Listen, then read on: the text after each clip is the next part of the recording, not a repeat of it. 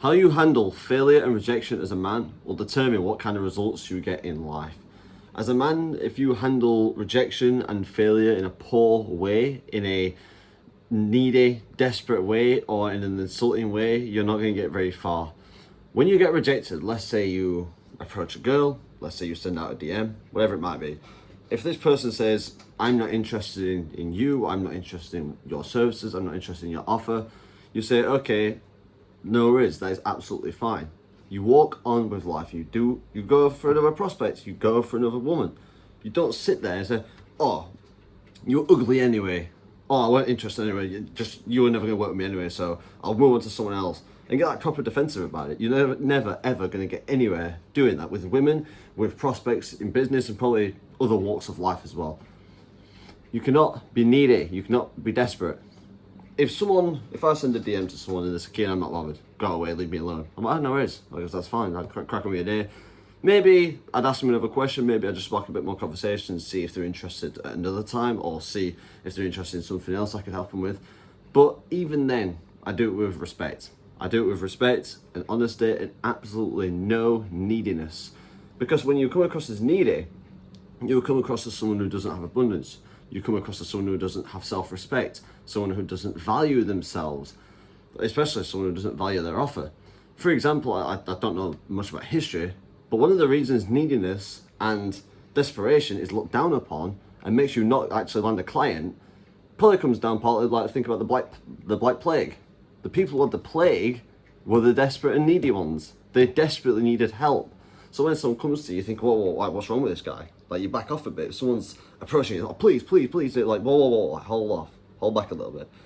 And it's just the same to this day. Historically, people who are desperate and people who are needy are people who either wanted something from you, they were either tricking you, or they were a genuine threat to you. So instinctively, we back off. We're a bit wary. Why is this person so needy? Why does this person want me so much? And it's never going to work. If you get rejected, if you get a DM, even if I've had insulting emails before. I know people personally who do door-to-door sales and they've been threatened before, but it didn't make them disheartened. They didn't lash out. They didn't say, oh, you're an idiot anyway. I didn't want to wait you anyway. Like, oh, go and like do this, and start insulting them back. They said, oh, like, no worries, mate.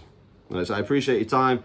I appreciate the conversation, and just have a nice day. Just be respectful and honest and gracious with them. If you don't lash out at them, don't call them a scumbag, don't start trying to fight them, don't say they were ugly, don't do any of these things. Be gracious and kind and respectful about it. Because you have to have an abundance mindset. You have to say, okay, this prospect doesn't want my offer, but I'll move on to someone else, and then someone else. And you'll just try and try again until one lands. You have to have an abundance mindset. For business, there's prospects everywhere.